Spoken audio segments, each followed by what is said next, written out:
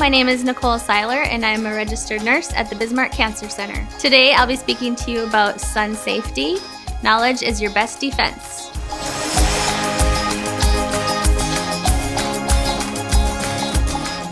So we're going to start today by talking about what makes the sun dangerous. The sun can be harmful for several reasons. It decreases the effectiveness of the immune system. It can damage our eyes and cause cataracts. It damages the skin, causing sunburns, wrinkles, decreased elasticity, premature aging, and can also cause cancer. 90% of cancer is caused by the UV rays. What are the benefits of the sun? The sun can be very helpful. It keeps us warm, helps plants to grow, absorbs vitamin D, kills germs, makes us feel good, and gives us light to see. Just want to touch on the anatomy of the skin. The skin is the body's largest organ. It protects against heat, light, injury, and infection. Helps control the body's temperature. It stores fat and water and also makes vitamin D. The skin has several layers. The first layer is called the epidermis. It is the top layer of the skin. It's mostly made up of fat cells. There are melanocytes found in the lower part of the epidermis, and these are what give our skin its pigment or color. The next layer of the skin is the dermis. This is located under the epidermis, and this is where the blood vessels and lymph vessels and glands are located. One of the glands is the sebum gland, and it secretes an oily substance that helps the skin from drying out. Talking about the sun's rays now, there are different types of rays that come from the sun. There's 3 different types: UVA, UVB, and UVC. Starting with the UVA rays, UVA, A is for aging. Most of the sun's natural light comes from UVA. This UV light can penetrate deep into the skin, and this is the UV that causes wrinkles and aging. UVA rays are given off by the tanning beds. These are not responsible for sunburning. These are what cause our wrinkles and sagging of the skin. This can also cause skin cancer, and UVA rays intensify with altitude. So these are the rays you have to worry about in the mountains or the higher elevations in the country. So some signs of sun damage. There are 3 pictures of the hands there. The first picture shows nice youthful skin. The second is some naturally aged skin. So the bottom 2 pictures are actually the same age of a person, the same age of the skin. And one is just aged naturally, and the other is sun aged. So it's definitely a little more damage than the first one there. This shows a picture of a skin lamp light. It lights up the dark spots on her face where she has had significant sun damage. And it's kind of hard to see in the first picture that she's got that much damage, but when you put her under the sun lamp, it really intensifies as to where she's had all the UV. This gal has the reddish colored hair and the lighter complexion. We'll talk about it a little later, but these folks are much more susceptible to sunburn and sun damage. This picture just shows some of the sun damage in the sunspots around her forehead and the side of her face there and her nose. These are some of the areas of the skin that are most popular to burning. This is where we see a lot of skin cancer pop up around the temples there, the forehead, and also on the nose. This gal is fairly young but has a significant amount of sun damage already. You can see on her forehead where the elastin and the collagen are kind of worn. Her skin is stretched up there. And some UV spots on her face already. She's probably in her teens still, but already showing significant signs of skin damage. And some hyperpigmentation on her nose. Like we talked before, the nose is a really popular spot to get sunburn and damage. Moving on to UVB rays. B is for burn. This is the most damaging to the skin. This is the UV that causes the sunburns. This UV is 1,000 times stronger than UVA rays. This UV rays are known to cause cataracts and can cause damage to our immune system. We can prevent and protect the skin from UVA and UVB by using sunscreen. And the UVB rays are the ones that are also causing the skin cancers. A sunburn is an inflammatory reaction to UV radiation damage to the skin's outermost layer. Prolonged, unprotected skin exposure causes skin cells to become red, swollen, and painful. And this is known as a sunburn. A tan is your skin's response to an injury. Every time that you tan, you accumulate damage to your skin. You also accelerate the aging process and increase your risk of developing skin cancer. After a sunburn, your skin may start to peel. This is a sign that your body is trying to rid itself of the damaged cells. Some people are more prone to sunburn. People with fair skin run the greatest risk of burn. But anyone can and will burn. Even if you are tan or have a darker skin type and your skin does not redden, the sun can damage your skin at the cellular level and can lead to skin cancer. More than 2 people die of skin cancer in the US every hour. 1 in 5 Americans will develop skin cancer by the age of 70. More people are diagnosed with skin cancer each year in the US than all other cancers combined. Men ages 49 and under have a higher rate of developing melanoma than any other cancer. A study found that white women who get 5 or more blistering sunburns between the ages of 15 and 20 have an 80% increased risk for melanoma, the deadliest form of skin cancer. Melanomas in Black and Asian populations occur most often in non-pigmented areas, such as the palms of their hands and their feet. Just to touch on UVC rays, these are the most dangerous types of UV rays, but these we never have to worry about too much yet because they are blocked by our ozone layer and never get a chance to reach the Earth. Here we can see the 3 different types of UV rays, UVA, B, and C. The first 2, like we talked, A and B, are able to penetrate the ozone layer, and C is stopped by our ozone layer. UVA is prevalent year-round at all times of the day and penetrates untreated glass. So like when you're riding in the car, these rays can still get to you and penetrate through the glass. The UVB rays are strongest between spring and fall, between the hours of 10 a.m. and 4 p.m. And these are the hours that you want to try to avoid as much sun as possible. This is just another depiction of the UV rays, how they are able to penetrate through the ozone layer, and the UVC that is stopped. The UV penetration into the layers of the skin. You can see that first little block, it's like a block of a piece of skin that has no protection, so no sunscreen or any added additional protection to the skin. The UVA and UVB are able to penetrate right through the skin without any protection. The second block there has some sunscreen on, and we're going to talk about that in more depth, but you can see that it blocks and bounces off the UVA and B, and it doesn't go anywhere into the skin. Some causes of skin cancer and what actually is skin cancer. So cancer in general is a tumor or growth caused by an abnormal division of skin cells or any type of cell, depending on where the cancer is located. The primary cause of skin cancer is overexposure to UV radiation from the sun. There are 3 kinds of skin cancer depending on the type of skin cell involved. These 3 types are basal cell, squamous cell, and melanoma. Basal cell skin cancer, there's a couple of good pictures there. More than 90% of all of skin cancers are going to be qualified as basal cell. These are slow growing and seldom spread to other parts of the body. These appear as a pale, wax-like pearly nodule or irritated red lump or scaly area.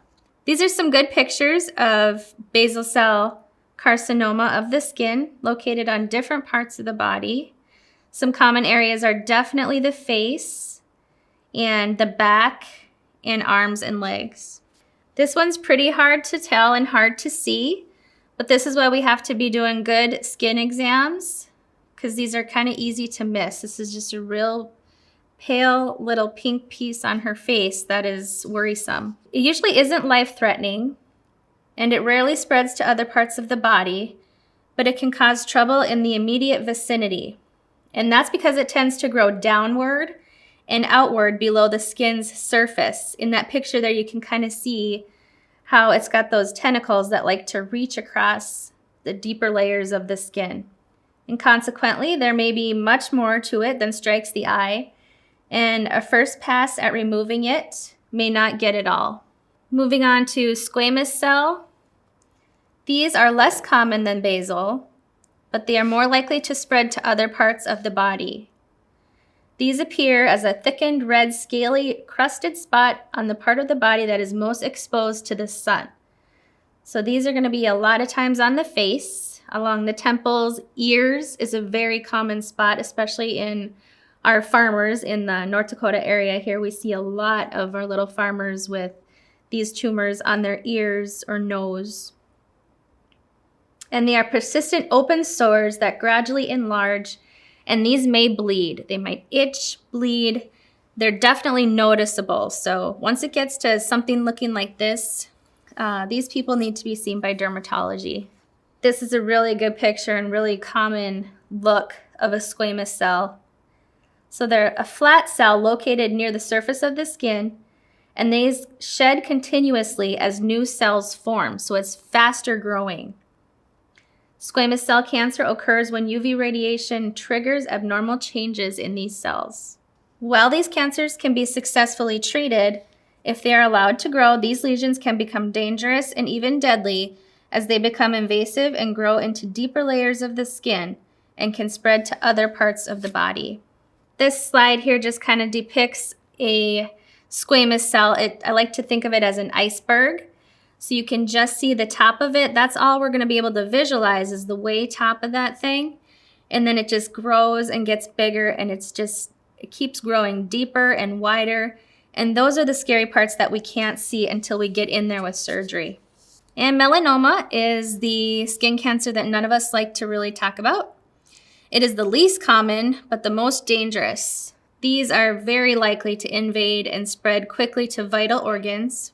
These are usually associated with moles or an irregular brown or black or red spot. Only 3% of skin cancers are melanoma, but these have the highest death rate. If detected early, it can be cured. One of the most common cancers in young people is melanoma. So these two pictures of the moles here, the top one is very classic looking, really dark, but it has really abnormal edges.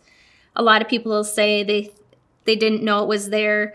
They can be on the back of their leg, and they just will notice they thought there was like a tick or a bug or something there and really didn't think much of it. It looks very dark and very prominent.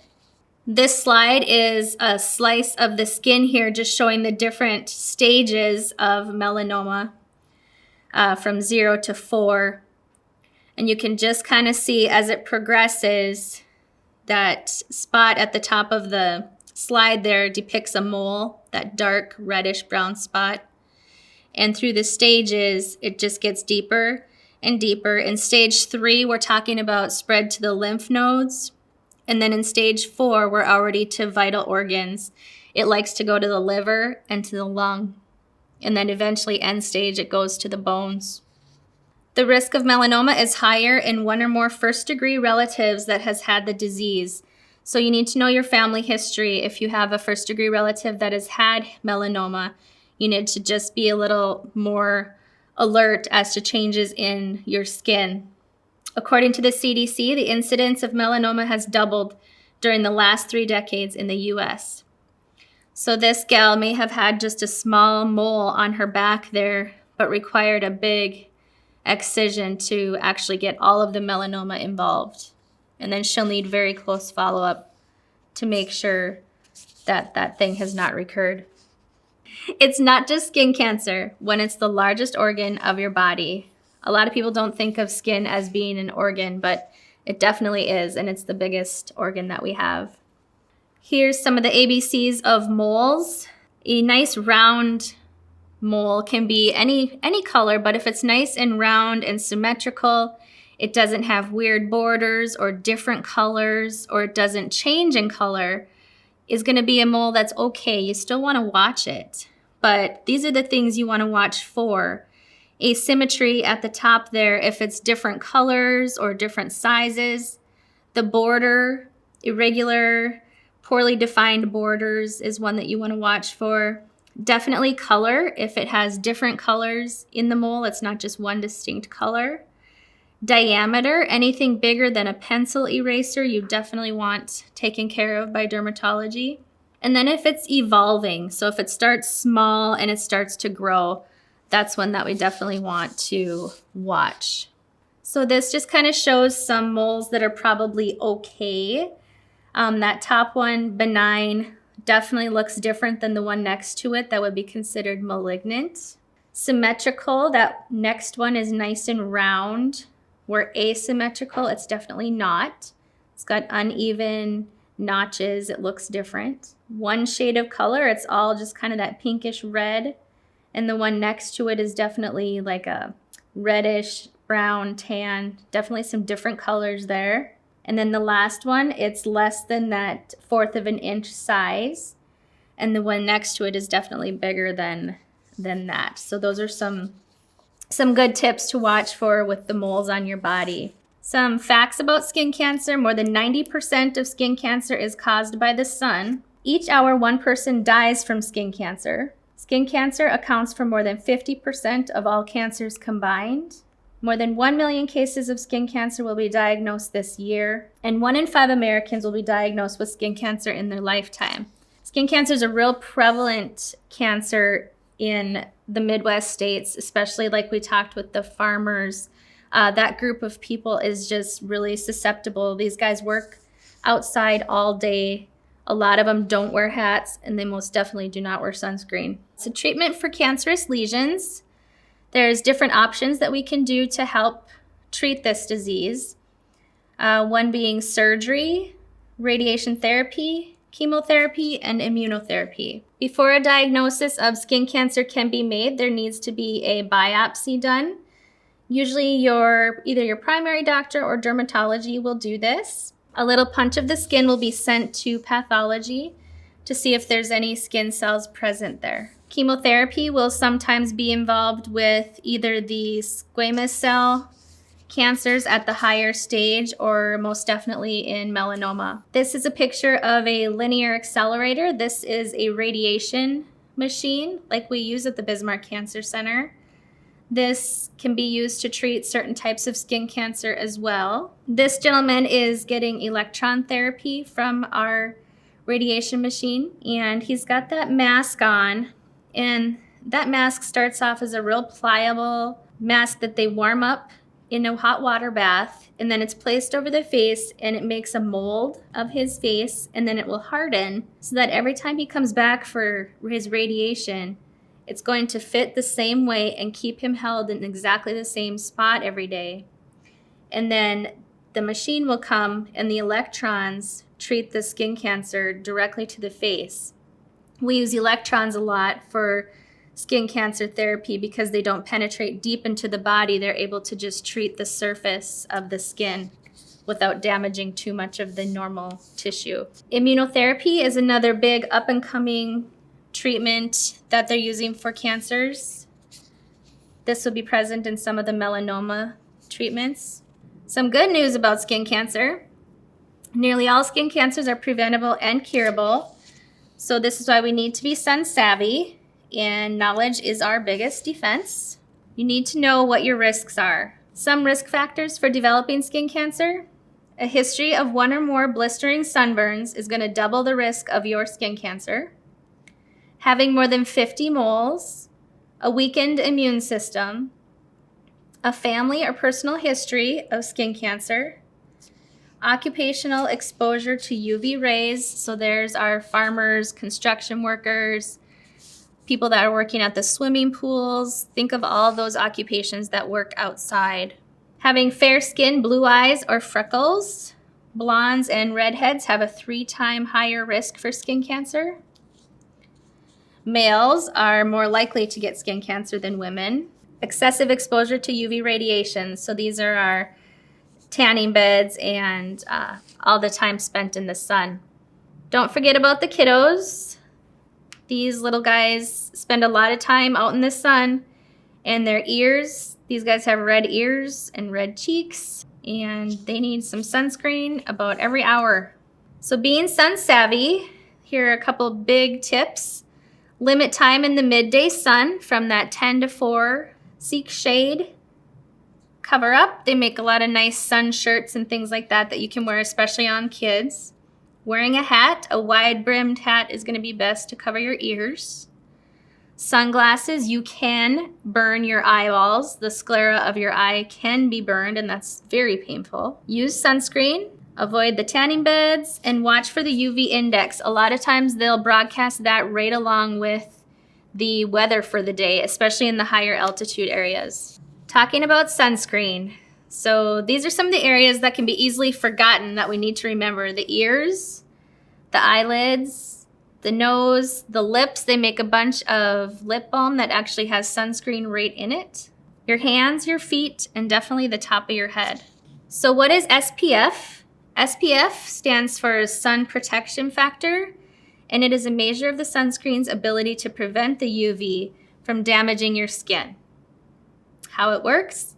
So let's say if it takes 20 minutes for your unprotected skin to start turning red, then using an SPF of 15 can prevent the reddening 15 times longer, or about 5 hours. Another way to look at it is in terms of percentages. An SPF of 15 filters out approximately 93% of the incoming UV rays. An SPF of 30 keeps out about 97, SPF 50 about 98, and that's about as high as it gets. You can buy a sunscreen up to 100% SPF, but really is probably not much better than an SPF of 50 because 98% blockage of the UV is about as good as you're going to get. So 30 is the magic number that we say. An SPF of 30 or above is what we like to see when you buy a sunscreen. No sunscreen, regardless of strength, should be expected to stay effective longer than 2 hours. So sunscreen needs to be reapplied every 2 hours, and more if you're in the water or if these kids are swimming. According to the American Academy of Dermatology, sunscreen has a shelf life of 3 years. So it needs to be pitched after 3 years. So a 4-ounce bottle should last about 4 applications. So you need to be using about an ounce every time that you're using sunscreen. So you should go through sunscreen way faster than 3 years. And discard any sunscreen that has obvious changes in color or consistency. Bottom line, buy new sunscreen every year. Some of them are good smelling, some of them are mineral based, some are natural. An SPF of 30 is your magic number, 30. I like this slide because it's all S's.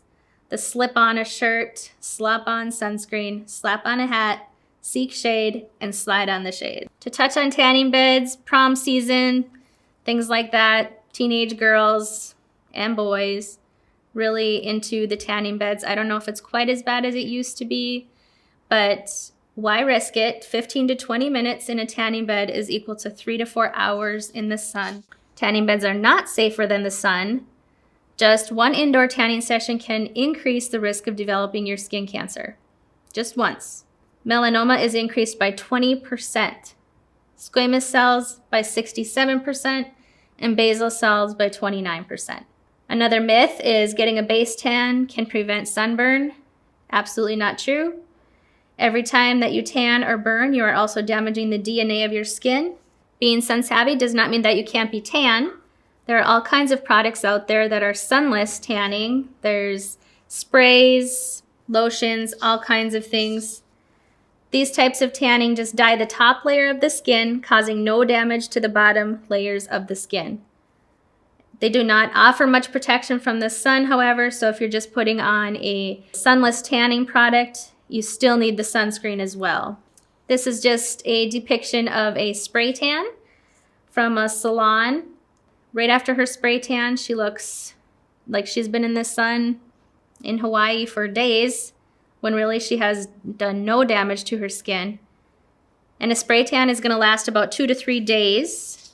The main key in preventing skin cancer is early detection, and self-exams is huge. You need to be examining your body front and back in the mirror. Have someone help you if you need someone to help look at your back.